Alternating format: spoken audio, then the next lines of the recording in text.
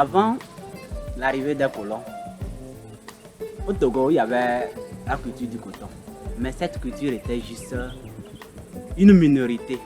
Et cette culture était destinée seulement pour la fabrication des peaux, c'est-à-dire des habits traditionnels et des fils pour poudre au cas où il y a blessure.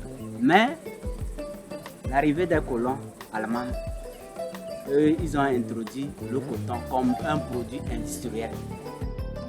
Quand je me suis lancé dans la culture du coton, parce que étant le fils d'un cultivateur, je voyais combien de gains ou bien combien de revenus que mon père gagnait quand il menait cette activité.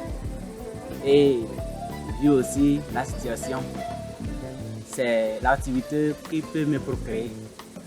Et c'est-à-dire l'activité qui est source de revenus selon moi.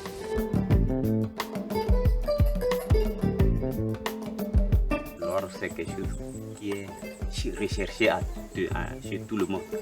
Donc nous avons surnommé ça l'or blanc.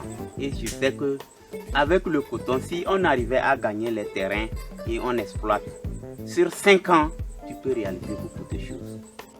Le nord de Kara, là-bas, tous les cotonculteurs, là, juste à la fin de l'année, ils sortent quelque chose. Comme si c'est pas la moto, il va faire une belle maison. Et si c'est pas la maison, il va t'acheter un terrain. Donc ça, si tu fais le coton, c'est sûr que tu vas sortir quelque chose. Si tu fais la rotation, là, tu fais cette année soja, l'année prochaine maïs, 3e année coton, tu vas voir que jusqu'à ce que ça arrive au coton, maintenant tu as encore rendu le sol riche, fertile et que tu gagnes. Pour changer notre situation, il faudrait qu'on se spécialise. Parce que lorsque nous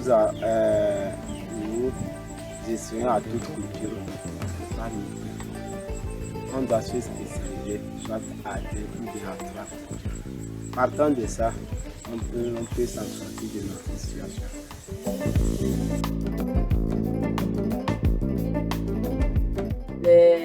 La population aujourd'hui a très peu de quantité d'eau, ne serait-ce que pour se nourrir, ne serait-ce que pour le bétail et pour l'agriculture.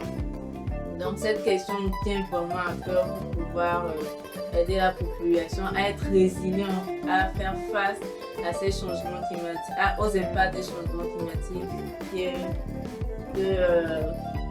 y a dans nos communautés. L'irrigation, c'est aujourd'hui, vu qu'il y a un problème de pénurie d'eau, les autorités locales, le gouvernement togolais, les ONG, les organisations internationales proposent actuellement de mettre une irrigation goutte à goutte qui est très peu consommatrice d'eau. Donc, qui utilise de l'eau en fonction de ce dont la plante a besoin pour pouvoir se développer. Donc à ce niveau, il n'y aura pas de gaspillage d'eau et l'eau qui restera pourra servir à faire autre chose. Maintenant, les impacts des changements climatiques au Togo, je l'avais dit tantôt, les grands impacts que je peux recenser, qui sont recensés, ce sont les inondations et la sécheresse.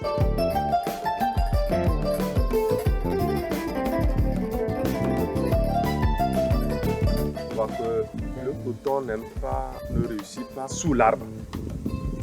Donc il faut maintenant détruire l'arbre pour pouvoir maintenant gagner le coton. Du fait de détruire aussi les arbres, on voit aussi que ça peut engendrer la sécheresse. Car on sait que c'est les arbres maintenant qui attirent la pluie, les nuages, afin que le coton. Or le coton, tu ne peux pas le travailler sous les arbres. En fait, là, tu ne vas pas bien gagner. Il n'y aura pas de rendement que tu cherches. Ce qui fait que nous détruisons aussi les arbres. C'est maintenant on remarque ça, que ça détruit le sol à petits coups. Maintenant, actuellement, nous sommes en train de suivre des formations à fabriquer de l'engrais organique à partir de la fiente des poules, des matières fécales des moutons et autres, pour pouvoir aussi limiter l'utilisation des engrais chimiques.